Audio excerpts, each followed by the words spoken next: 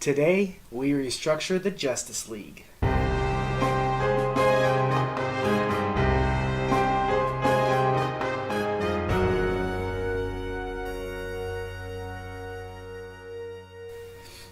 Welcome back, Sidekicks. Today I'm going to give you my top 5 for the new Justice League roster, my dream team, if you will.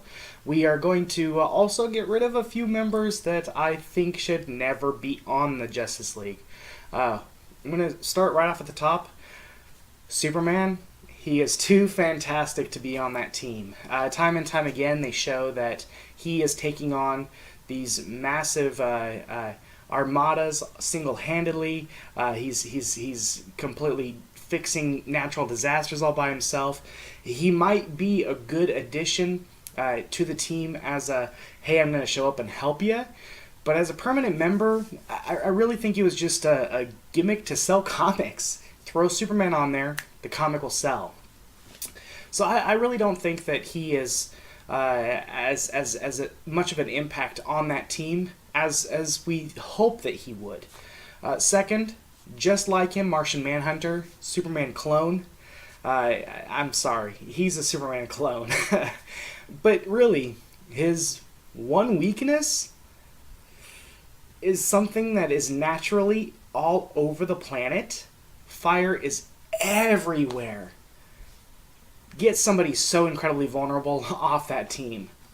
Now, I'm not saying that vulnerable people can't be on there, because some of my picks are regular human beings, no special powers whatsoever. But really, everyone knows you throw some fire at Martian Manhunter and he's going down. Next, I'm not sure that she can't be on the team, but I've never really found Wonder Woman to be anything special adding to the team other than in the cartoons. In the cartoons, she did a really good job.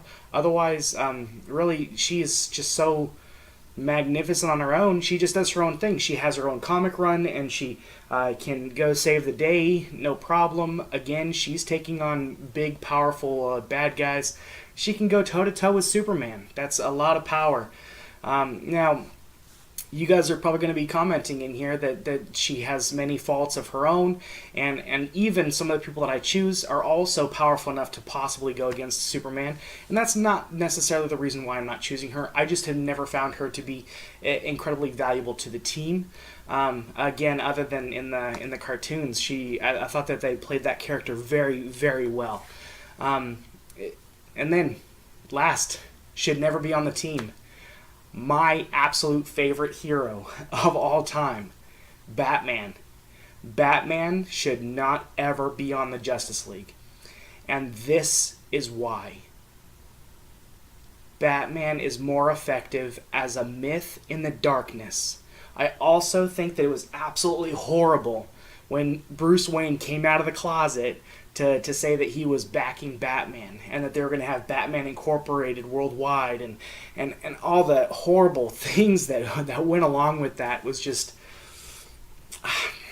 It didn't work. And we know that it didn't work. It only lasted for a short time.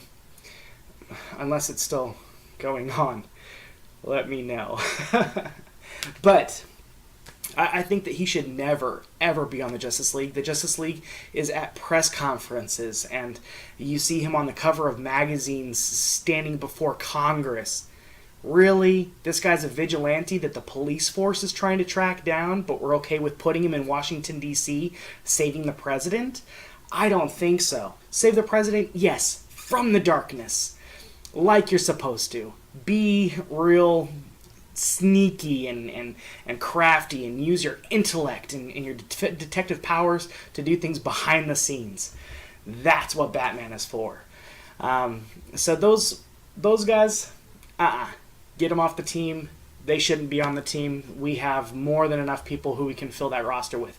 In fact, the Justice League roster is probably twice the size of the Avengers roster at any given point.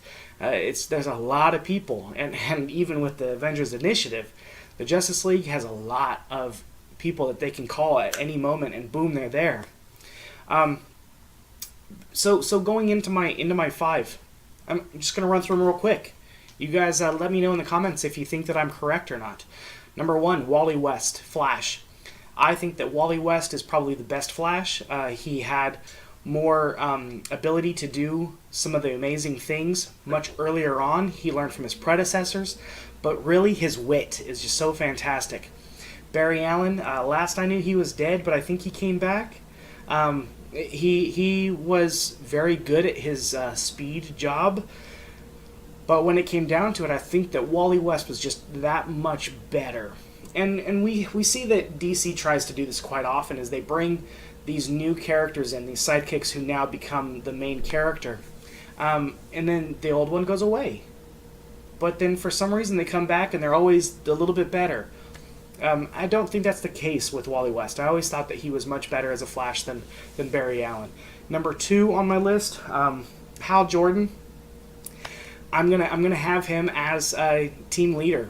I really am. He's good at his job. He's confident with his abilities. He's good in a leadership position. There was that whole Parallax trying to destroy the universe thing. So did Kyle Rayner. He thought he was all powerful as well. He paid his dues. He became the friggin' Spectre. I mean, that's some pretty hardcore punishment. He was really cool as a Spectre, by the way. I loved how they still had the mask on him and the flame and that was cool. But, you know, he came back, and he wasn't always my favorite. I actually think that Kyle Rayner is much better of a Green Lantern. I always enjoyed him more. I've always enjoyed his runs more. Those comics have always been more entertaining, in my opinion. But Hal Jordan, I think, is the one to choose for this team. Also, the Red Arrow. He does have limitations, but he's proven himself, shown that he can be a part of the team.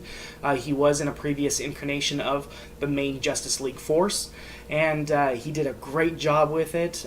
His skills and the fact that he can interface with all sorts of different technologies mean that we don't have to have a whole bunch of crazy gear around to do our jobs.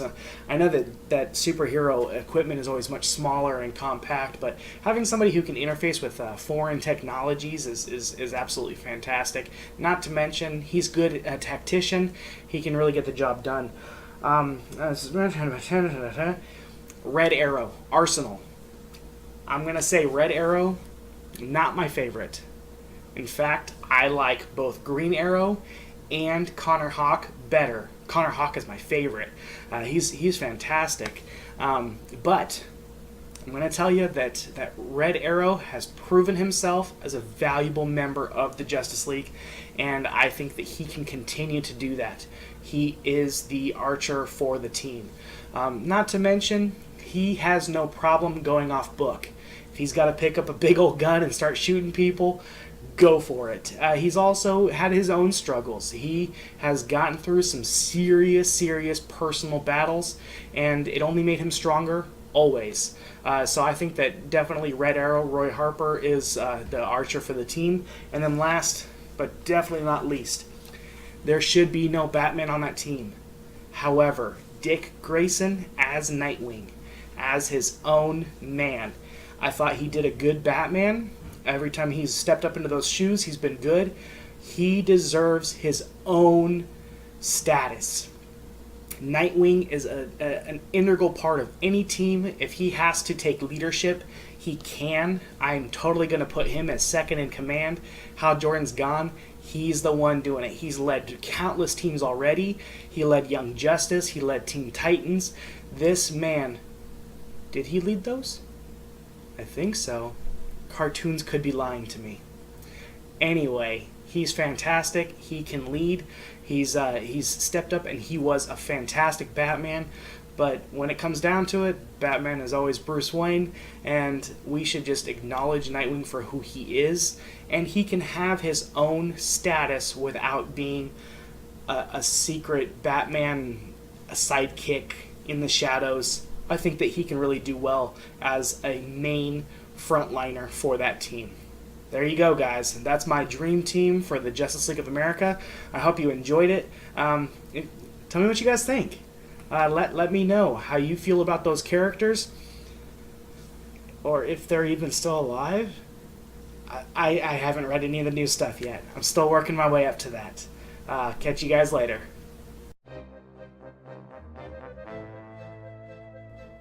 Hey, you should check out this video. Or this. I sure hope they subscribe. And like me on Facebook.